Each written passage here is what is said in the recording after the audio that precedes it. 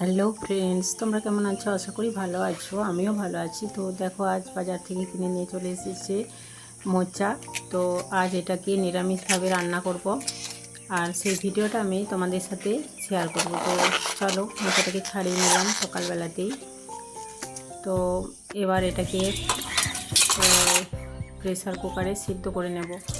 তখন জল দিয়ে আর এই মোচাটাকে নুন হলুদ দিয়ে একদম সিদ্ধ করে নেব। আর তার সাথে দেব ভিজিয়ে রাখা ছোলাতে আর এই মোচাগুলোকে নুন হলুদ দিয়ে সিদ্ধ করে নেব একেবারে।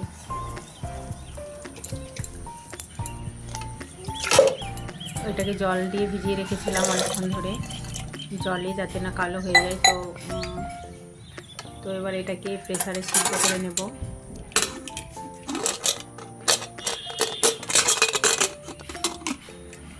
আর এদিকে বেটে নেব আমি মশলা। তার জন্য এখানে নিয়েছি গোটা জিরে, শুকনো লঙ্কা আর আদার কয়েকটা টুকরো। এটাকে ভালো করে পেস্ট করে নিচ্ছি। আর এদিকে নিয়েছি কিছুটা গোবিন্দভোগ চাল, এটাকে একটু পেস্ট করে নেব। আর এদিকে দেখো, মোচাটাকে ভালো করে জল ঝরিয়ে নিয়েছি সিদ্ধ হয়ে যাওয়ার পর। আর কড়াইয়ে এরপর তেল দিয়ে দেবো। তো কড়াইয়ে এরপর তেল দিয়ে দিচ্ছি। কড়াইটা গরম হয়ে গেছে, এবার এটাতে তেল দিয়ে দিচ্ছি। সরষের তেল দিয়ে রান্না করবো এটাকে।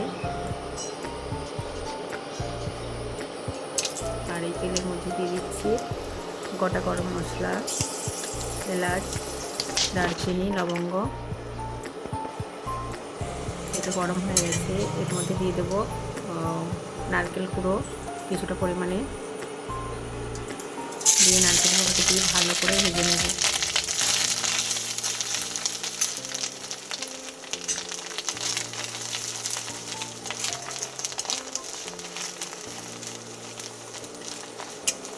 ভালো করে ভেজে নিলাম নারকেল গুঁড়োটাকে।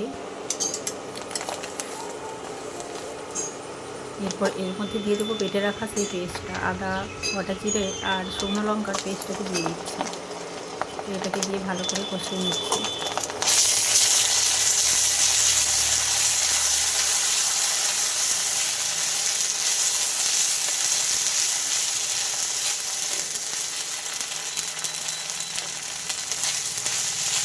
এবার এর মধ্যে দিয়ে দেবো আমি ভালো করে ভাজা হয়ে যাওয়ার পর পুরো কাশ্মীরি লঙ্কা হাফ চা চামচের মতো আর হাফ চা চামচের মতো হলুদ গুঁড়ো দিয়ে ভালো করে নেড়ে নিচ্ছি।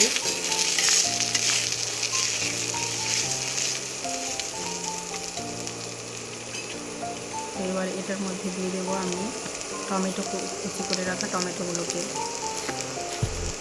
মশলার মধ্যে দিয়ে দিলাম।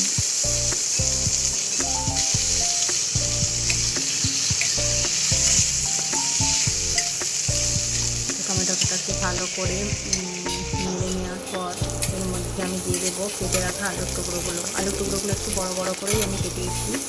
তো যে যেরকম কাটে, অনেকে ছোটো করে কাটে, আমি একটা মোটামুটি একটা সাইজের কেটে নিয়েছি।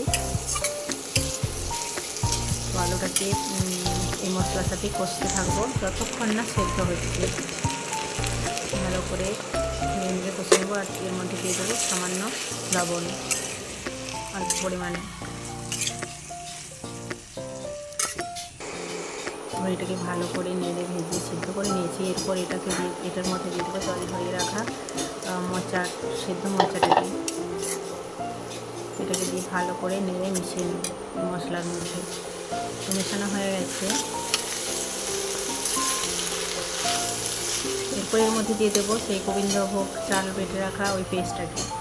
আর এটা দিলে মানে এই যে ঝরঝরে ভাবটা থাকে না, এটা থাকে না, একটা মাখো মাখো ভাব আছে এটার মধ্যে। মোচাটা যেহেতু জল ঝরানো, তাই ঝরঝরে ভাব হবে, ফরফরে একটা ভাব হবে, সেটা হবে না এই চাল বাটাটার কারণে।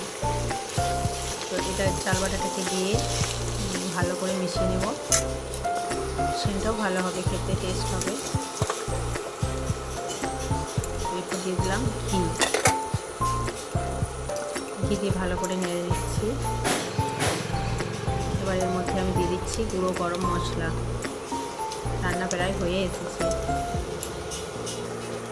গরম মশলাটা দিয়ে ভালো করে নেড়ে নিলাম। আর অল্প পরিমাণে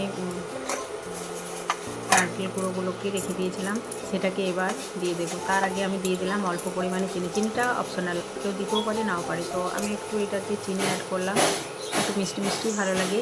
যারা না মিষ্টি খেতে পছন্দ করো দেওয়ার কোনো প্রয়োজন নেই। তো চিনি অ্যাড করে দিলাম। তো এবার সর্বশেষে দিয়ে দেবো আমি নারকেল গুঁড়ো। নারকেল গুঁড়ো দিয়ে দিলাম, একটু হালকা নেড়ে নিলাম।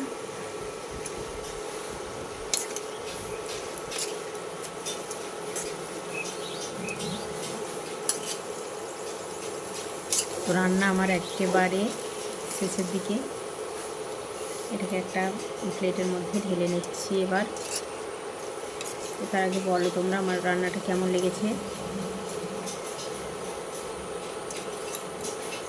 আর যেহেতু নিরামিষ খাই তাই নিরামিষভাবেই রান্না করেছি।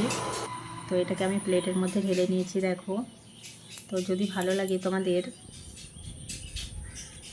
এই ভিডিওটা অবশ্যই লাইক কমেন্ট শেয়ার করে দেবে। আর আমার চ্যানেলে নতুন হয়ে থাকলে চ্যানেলটাকে সাবস্ক্রাইব করে দিয়ে পাশে থাকবে। ভালো থাকবে, টাটা বাই।